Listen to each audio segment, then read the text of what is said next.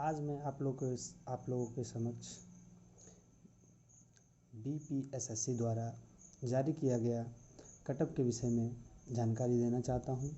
जिस प्रकार से सभी के मनों में बेचैनी उत्पन्न है कि कटअप कम होने के बावजूद भी कुछ ऐसे विद्यार्थी हैं जिनका फाइनल सिलेक्शन नहीं हुआ है, तो इस कटअप के पीछे का लॉजिक हम लोगों को समझना होगा, तभी हम जस्टिस कर पाएंगे। और इसी प्रयास को लेकर मैं आप लोगों को बीच समझाने का लिए मैं अपना एक प्रयास आप लोगों के समक्ष रख रहा हूं। अगर अच्छा लगे तो लाइक, शेयर और सब्सक्राइब ज़रूर करें।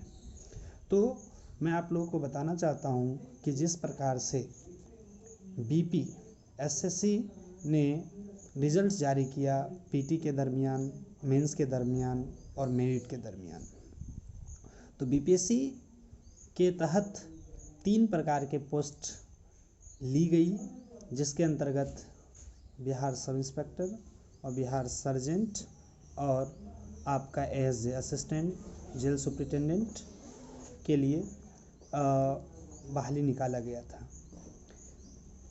प्री के दौर में इन तीनों एग्जामिनेशन के लिए एक ही कटअप था, निर्धारित था, क्योंकि पीटी और मेंस तीनों का एक ही था। तीनों के लिए कोई भी अलग प्रकार का एग्जामिनेशन का प्रावधान नहीं था, जिस कारण से तीनों का एक ही कटअप दिया गया। मेंस के दौरान भी तीनों एग्जामिनेशन के लिए एक ही कटअप निर्धारित किया गया, क्योंकि तीनों का क्राइटेरिया एक था मेंस के लिए। लेकिन जब फिजिकल के लिए जाया गया तो फिजिकल में 2 सर्जेंट और एसआई का फिजिकल क्राइटेरिया अलग अलग था, जिसके कारण से कटअप में वेरिएशन आया है। लेकिन आयोग की ओर से प्रीलिम्स में भी तीनों पोस्ट के लिए एक ही कटअप जारी किया गया, जो कि मिनिमम कटअप था। उस कटअप पर, जिस मिनिमम कटअप पर लोगों को लिया गया आयोग के द्वारा, उसी को कटअप बनाया गया। मेंस के दौरान भी जिस मिनिमम मार्क्स पर कैंडिडेट का सिलेक्शन हुआ, उसी को कटअप माना गया।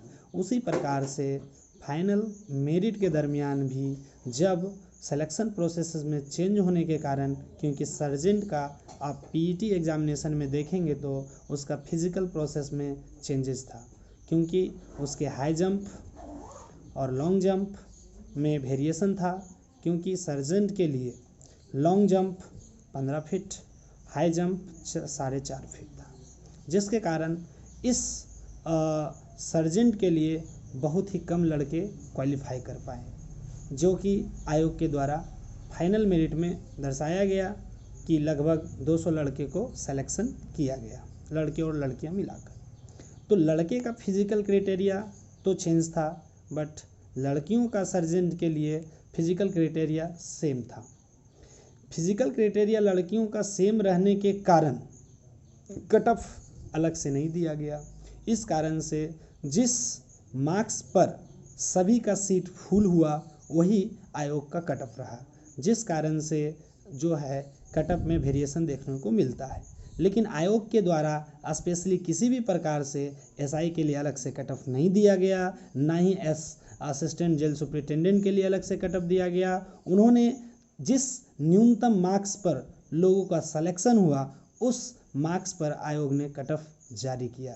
लेकिन बात यह उत्पन्न होती है कि कुछ लोगों का कहना है कि हमारा 75 ईबीसी में था, लेकिन कटअप तो 73 गया है ना। कटअप आपका जो है फाइनल मेरिट में 71.6 गया, तो हमारा क्यों नहीं हुआ।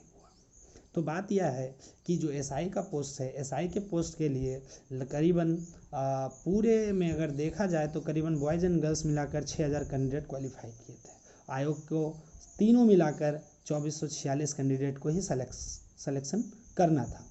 तो आयोग के पास बॉयज़ एंड गर्ल्स की संख्या ज़्यादा थी, जिस कारण से जितने ऊपर से उस आयोग को 2446 कैंडिडेट मिल गया, वहाँ से उन्हें ले लिया गया। तो सबसे पहले जिनका भी फर्स्ट चॉइस एसआई के लिए होगा, तो आयोग अपने साइड से जितने भी कैंडिडेट उन्हें एसआई के लिए चाहिए था, उन्होंने ऊपर से उठा लिया।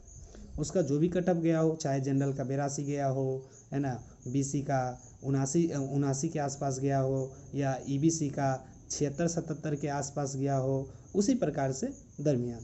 और सर्जेंट के लिए आप सभी जानते हैं कि सर्जेंट में का पीईटी बहुत ही टफ था, जिसके कारण से नंबर ऑफ स्टूडेंट बहुत ही कम क्वालिफाई कर पाए थे, जिसका कि मिनिमम कट ऑफ जो कि मेंस का था, है ना, उस पर उसका सिलेक्शन कर लिया गया। लेकिन बात यह आती है कि जनरल में मेंस में जो कट ऑफ दिया गया था उससे भी कम मार्क्स पर जनरल का सिलेक्शन हुआ।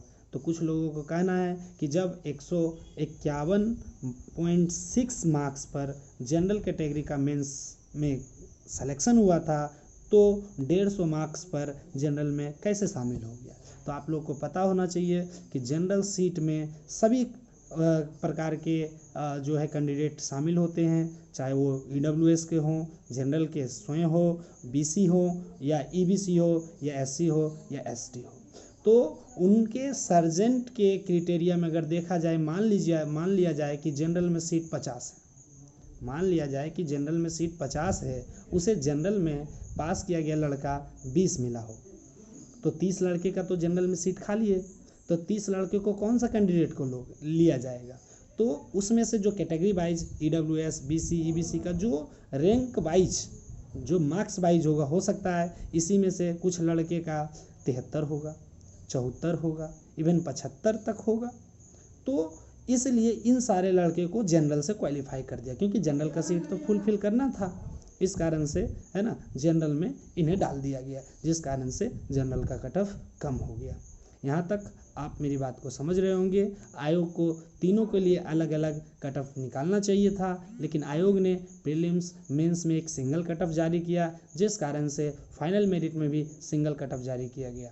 जैसा कि देखा जाता है कि बीपीएससी में विभिन्न प्रकार के पोस्ट दिए रहते हैं, लेकिन उसमें भी जब आप देखेंगे कि न्यूनतम जो कट ऑफ दिया जाता है उसी को कट ऑफ माना जाता है। इस बार भी आप लोग देखे होंगे 1-2 कैंडिडेट का जिसका कि कट ऑफ से मार्क्स ज़्यादा था, लेकिन सिलेक्शन नहीं हो पाया था। बीपीएससी के द्वारा नोटिस के माध्यम से उन लोगों को स्पष्टीकरण कर दिया गया था, कारण क्योंकि उन्होंने उस पोस्ट के लिए चयन नहीं दिया था, ऑप्शन में नहीं डाला था, जिस कारण से जिन पोस्ट के लिए उन्होंने चयन किया था उन पोस्ट के लिए उनका कट ऑफ एलिजिबल नहीं था, जिस कारण से उनका सिलेक्शन नहीं हो पाया था।